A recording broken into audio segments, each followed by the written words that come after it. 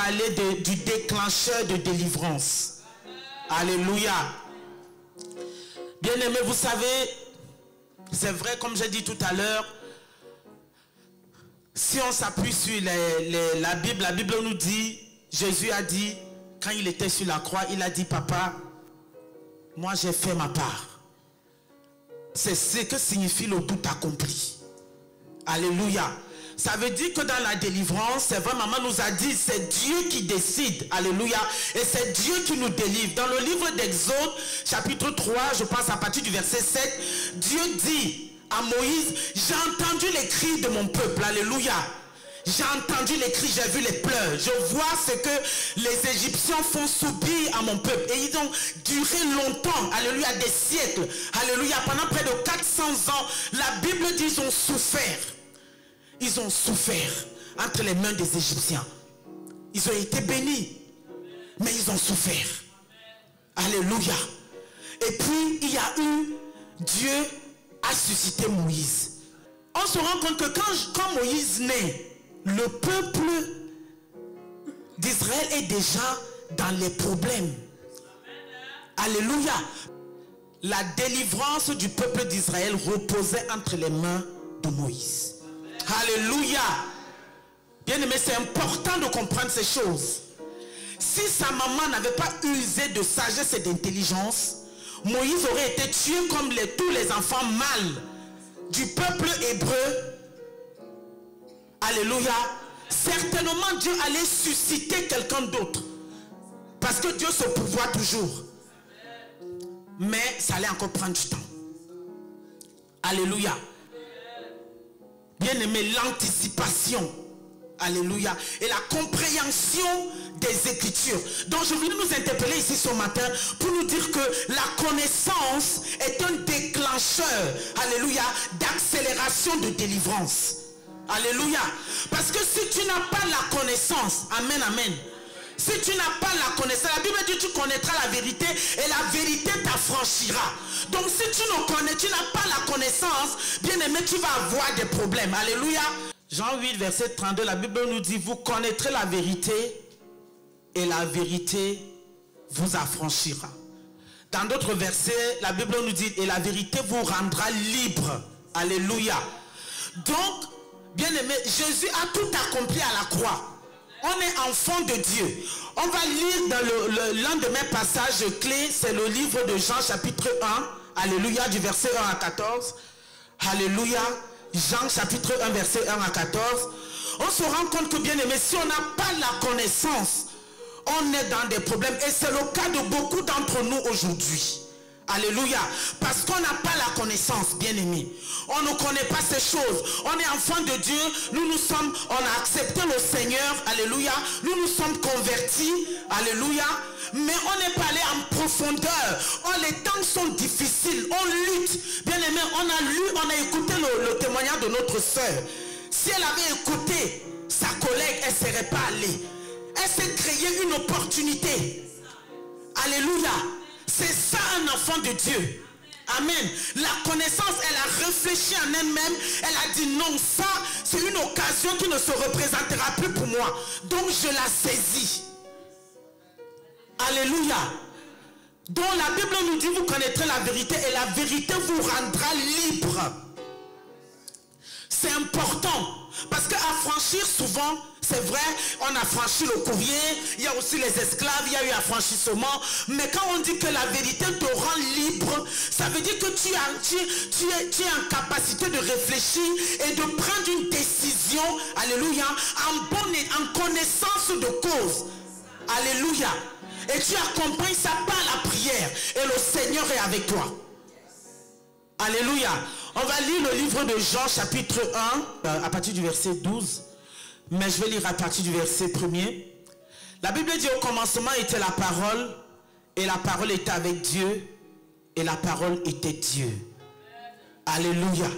La parole que nous lisons, elle est Dieu. Amen.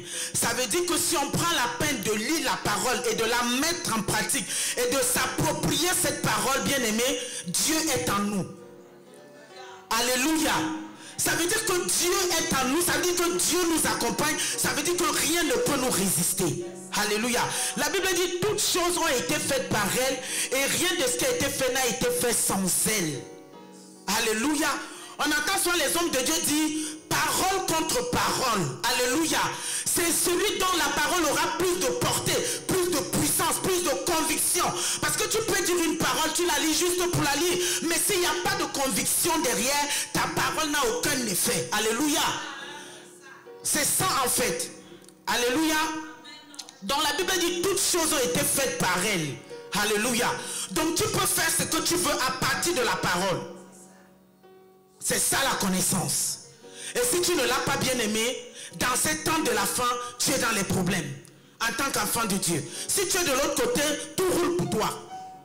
Mais si tu es enfant de Dieu, les choses vont aller contre toi. Parce que Jésus a dit, nous sommes dans ce monde, mais nous ne sommes pas du monde. Donc le monde nous rejette. Jésus a dit, s'ils ont rejeté le bois vert que je suis, quand sera-t-il du bois sec que vous êtes? Alléluia. Donc il faut qu'on ait la parole, qu'on ait la connaissance, bien-aimé. C'est important. Alléluia. En elle était la vie, et la vie était la lumière des hommes. La lumière des hommes. La lumière, lui, dans les ténèbres, et les ténèbres ne l'ont point reçu. Alléluia. Bien-aimé, est-ce qu'on s'imagine un peu qu'on allume ici, mais les ténèbres sont telles que les ténèbres repoussent la lumière. Alléluia. Normalement, c'est le contraire, excusez-moi, qui devrait se produire. Mais la Bible dit que les ténèbres ne l'ont point reçu. Ils ont dit niente, on ne veut pas de toi ici. Et la Bible dit dans le verset 6, il y eut un homme envoyé de Dieu. Son nom était Jean. Il vint pour servir de témoin, pour rendre témoignage à la lumière, afin que tous croient par lui. Il n'était pas la lumière, mais il parut pour rendre témoignage à la lumière. Cette lumière était la véritable lumière qui, en venant dans le monde, éclaire tout homme. Alléluia. La lumière éclaire tout homme. La lumière n'a pas de limite. Alléluia. La lumière éclaire, mais ici la lumière éclaire la personne qui va être éclairée par la lumière. Alléluia. C'est ça en fait. Dieu peut susciter des enfants à Abraham de ses pierres. Est-ce qu'on se rend un peu compte, bien-aimé? Parce que Dieu n'est pas content de notre repentance. On n'est pas honnête. Malheureusement, on n'est pas honnête vis-à-vis de nous-mêmes. Alléluia. Parce que quand tu te répands de quelque chose, tu abandonnes cette chose. Tu répands ton cœur devant l'Éternel. Si Ézéchiel 18, verset 32. Alléluia. 18, 32. Donc, bien aimé, vraiment, j'insiste là-dessus pour que quand on partira d'ici, qu'on essaye de faire les choses autrement. Ézéchiel 18, verset 32. Car je ne désire pas la mort de celui qui meurt, dit le Seigneur l'Éternel. Convertissez-vous donc et vivez. Amen. Alléluia. Bien aimé, ce verset tellement, ce passage est profond. Je ne désire pas la mort. Ce que je veux, c'est que tu te convertisses et que tu vives. Alléluia. Donc bien aimé, la vie que le Seigneur veut pour nous est en rapport avec notre conversion. Alléluia. Et on comprend ici que la conversion, c'est l'autre élément que moi j'ai trouvé. La conversion sincère, véritable, est un élément déclencheur de délivrance. Amen. Alléluia.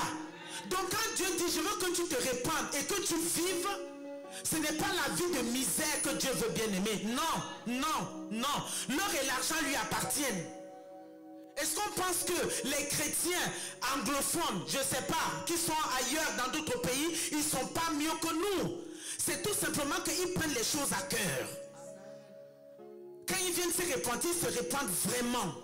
Quand ils sont convertis vraiment. Comment on peut être converti et on va encore peut-être, je ne sais pas, excusez-moi. Moi, je pensais que j'étais converti, j'allais en boîte. Heureusement que le Seigneur ne m'a pas pris en ce moment-là. Parce que j'étais malade. Alléluia. J'étais malade, j'étais enceinte.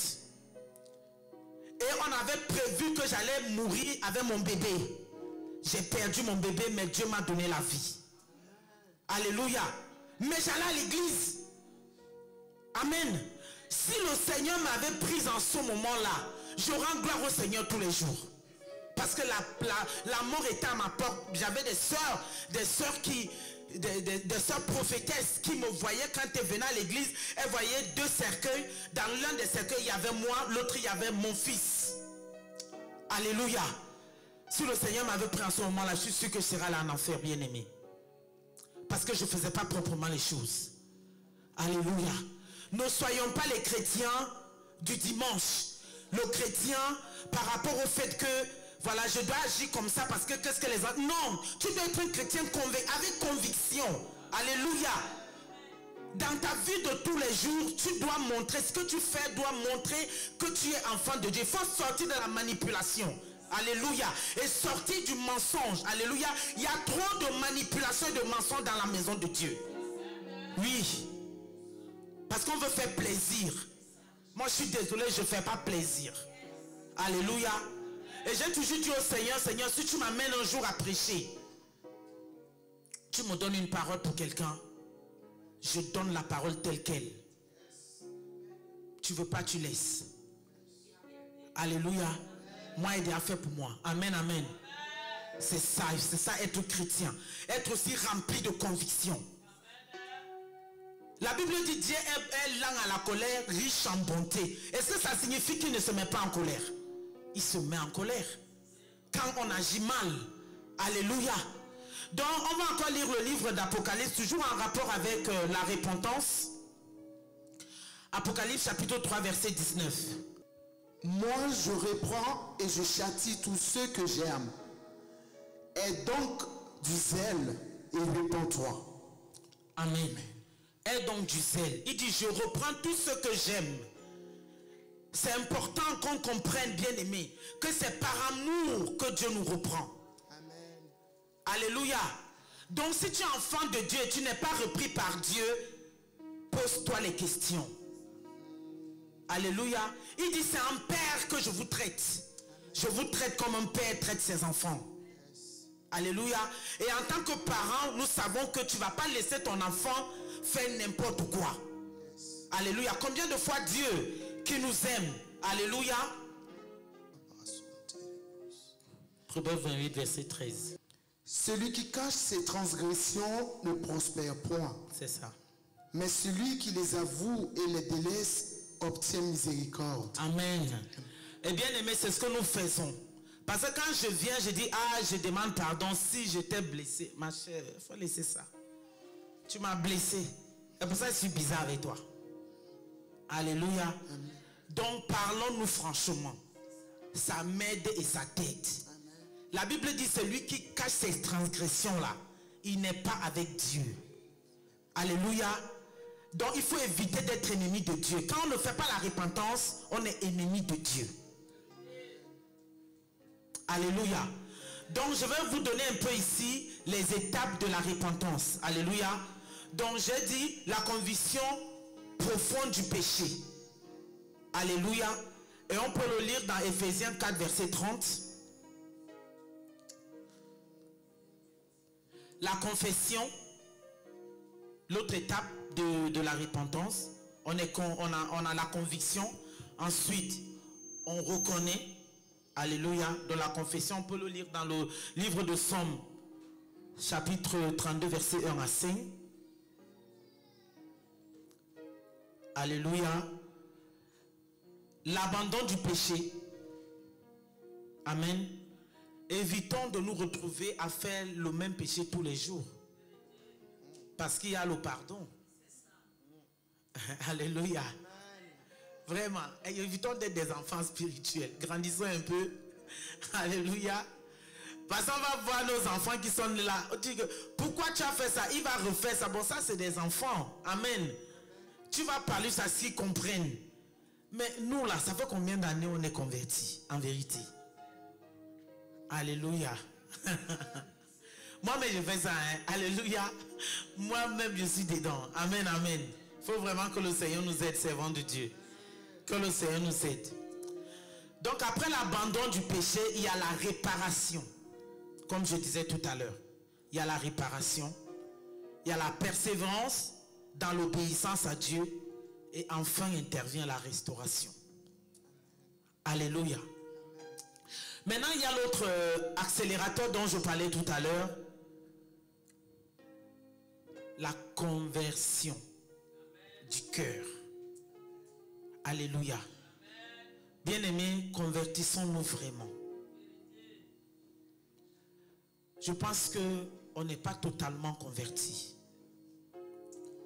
Parce que si on ne peut pas pardonner à la personne qu'on appelle ma soeur en Christ,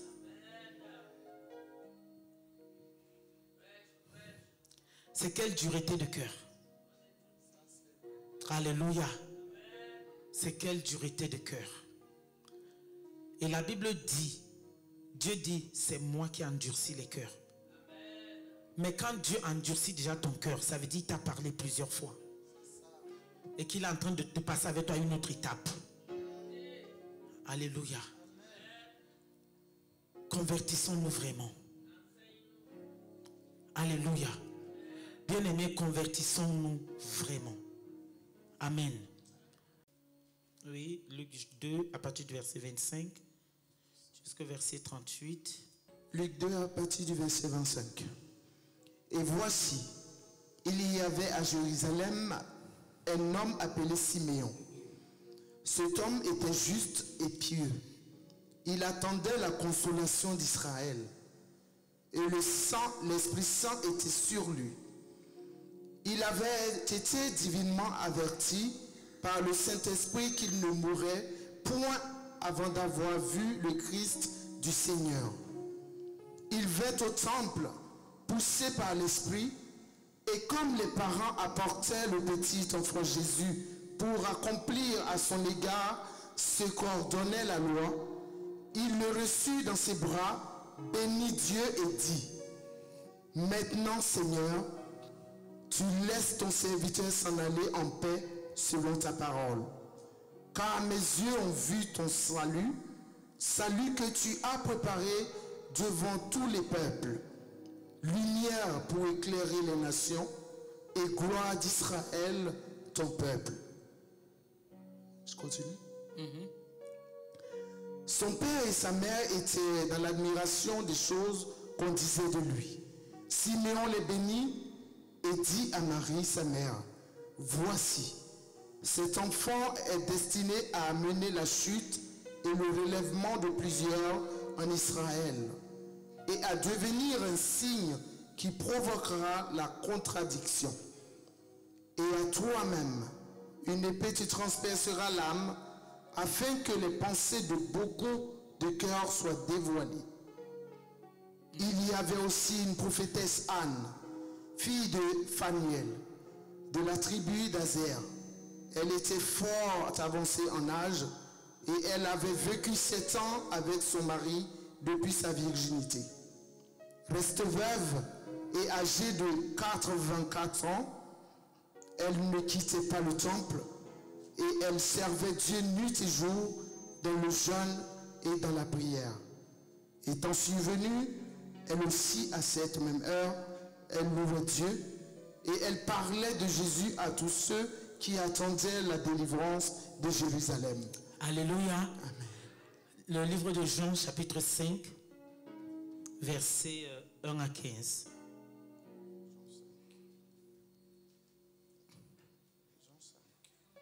Jean 5. Je lis la parole du Seigneur. Amen. Après cela, il y eut une fête des Juifs, et Jésus monta à Jérusalem. Or, à Jérusalem, près de la porte des brebis, il y avait une piscine qui s'appelle en hébreu Bethesda, et qui a 5 portiques. Sous ces portiques étaient couchés un grand nombre de malades, des aveugles, des boiteux, des paralytiques, qui attendaient le mouvement de l'eau. Car un ange descendait de temps en temps dans la piscine et agitait l'eau, et celui qui y descendait le premier, après que l'eau avait été agitée, était guéri, quelle que fût sa maladie. Là se trouvait un homme malade depuis 38 ans. Amen. Alléluia. On va continuer, servant de Dieu. Là se trouvait un homme malade âgé depuis... Non, la Bible dit l'homme malade depuis 38 ans. Je pense qu'il n'avait pas 38 ans. Non. Alléluia. Il était malade depuis 38 ans. Oui. Alléluia. Amen. Quel âge il avait? Il était fort avancé en âge. Alléluia. Servant de Dieu, vas-y, continue. Jésus l'ayant vu coucher et sachant qu'il était malade depuis longtemps, lui dit, veux-tu être guéri? Le malade répondit, Seigneur, je n'ai personne pour me jeter dans la piscine quand l'eau est agitée. Et pendant que j'y vais, un autre descend avant moi. Lève-toi, lui dit Jésus, prends ton lit et marche. Aussitôt, cet homme fut guéri, il prit son lit et marcha. Amen. Amen. Aussitôt cet homme fut guéri, il prit son lit et marcha. Alléluia. Bien aimé, ici on a deux cas. On a lu dans le passage de Luc, alléluia, où il est question de Jésus, de la prophétesse Anne et de Siméon. Amen. Et dans ce passage, il est question de cet homme, le paralytique de la piscine de Bethesda. Alléluia.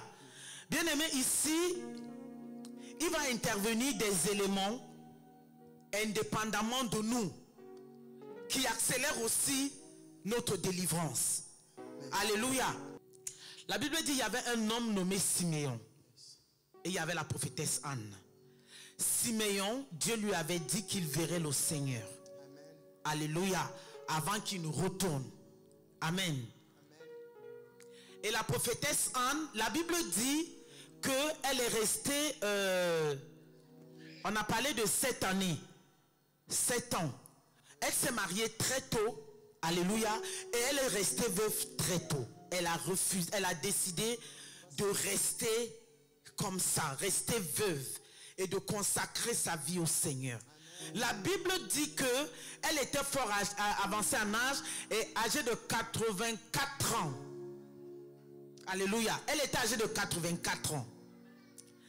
Bien aimé, cette femme, elle a accéléré la venue de Jésus par sa prière. Amen. Alléluia. Siméon et ses femmes, alléluia, sont restés dans une consécration. Alléluia. Parce que la suite de leur vie dépendait de la venue du Seigneur. Amen. Alléluia. Donc bien aimé, il y a des personnes dans nos vies qu'on appelle les dispensateurs de grâce. Yes. Alléluia. Ceux-là qui doivent absolument rencontrer ton chemin pour que quelque chose se passe. Amen. Alléluia. C'est ce que notre soeur a eu. Elle a forcé sa grâce. Alléluia. Amen. Elle a forcé le chemin. Mais bien aimé, dans la vie, il y a les dispensateurs de grâce dans la vie de chacun d'entre nous. Des personnes qu'il faille que nous rencontrions absolument pour que notre vie ait un sens.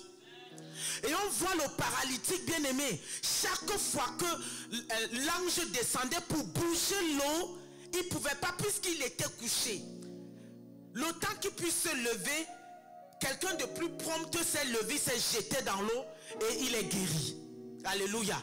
La Bible dit malade depuis 38 ans. Le Seigneur est venu, Jésus est mort à l'âge de 33 ans. Alléluia. Est-ce qu'on se rend compte que ce monsieur était malade avant la naissance de Jésus? Amen. Alléluia. Il était malade avant la naissance de Jésus. Il fallait que Jésus naisse pour qu'il soit guéri. Amen. Alléluia. Il fallait que Jésus naisse. Et il a tellement entendu, bien aimé, quand je vous ai dit tout à l'heure que la patience est un déclencheur de délivrance, il a attendu patiemment. Il est important d'attendre le temps de Dieu. Alléluia. Il a attendu patiemment. Il a fallu que Jésus, alléluia, bien aimé, le Seigneur s'est déplacé personnellement pour aller à la piscine de Bethesda, lui demander de se lever. Alléluia. Amen. Alléluia. Jésus s'est déplacé. Yes. Il faut que le Seigneur se déplace pour toi. Amen. Et il peut se déplacer spécialement pour toi. On a souvent eu les hommes de Dieu venir ici, disent, Je suis parti des États-Unis pour toi. Oui, le Seigneur peut faire ça. Parce que tu as usé de patience dans l'épreuve. Parce que la patience se fait dans l'épreuve. Alléluia. Parce que l'épreuve t'enseigne. Alléluia. L'épreuve t'instruit. Alléluia. L'épreuve te corrige. L'épreuve te restaure. C'est important, bien-aimé, d'attendre patiemment dans l'épreuve la main de Dieu. Alléluia. Amen. 38 ans malade. 38 ans. Quel âge il avait ce monsieur? Quelle patience. Il savait, il connaissait sa condition. Mais il s'est dit, je sais que mon Rédempteur est vivant. Alléluia.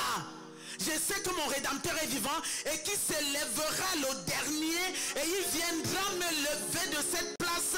Alléluia. Là où il y a les humiliations, le rejet, la honte, bien-aimé. Tu as été humilié, rejeté. On s'est moqué de toi. Mais ton Rédempteur est vivant. Alléluia. Il est en train de se lever pour toi. Il marche à ta rencontre. Sois juste patient. Alléluia. Merci Seigneur. Sois patient. Amen, amen. La Bible nous dit que la prophétesse Anne, elle a préféré se libérer des choses du monde. Elle a dit, Seigneur, comme tu as repris mon mari, il n'y a pas de problème. Moi, je suis là, je suis à mon poste. J'attends. Alléluia. J'attends que le Seigneur arrive, je l'attendrai. Bien aimé, j'ai calculé, elle a attendu une 50aine d'années. Alléluia. Bien aimé, est-ce qu'on peut attendre comme ça? Nous les enfants de Dieu aujourd'hui, on est tellement pressés. Bien aimé, Dieu n'abandonne jamais ses enfants. Dieu ne nous a jamais oubliés. Jamais Dieu ne nous oublierait. Jamais, c'est pas Dieu. Alléluia. Sauf si tu pries un autre Dieu. Mais le Dieu de Papa Kassi, alléluia, n'abandonne pas ses enfants. Alléluia. Le Dieu de Maman Yolande Kassi, c'est un Dieu vrai. Alléluia. Dieu veut juste qu'on cultive la patience. Oui. Alléluia. Donc bien aimé, dans ta vie, il y a les dispensateurs de grâce. Tu dois prier le Seigneur pour que ces dispensateurs-là, que tu croises leur chemin. Comme le paralytique à la piscine de Bethesda. Alléluia. Comme, alléluia, Anne et Siméon. Bien aimé, la vie, la transformation, je pense que l'éducation de Jésus dépendait un peu des prières de Siméon et de Anne. Alléluia. Amen, amen. Bien-aimé, tu vas te lever ce matin. Merci Seigneur.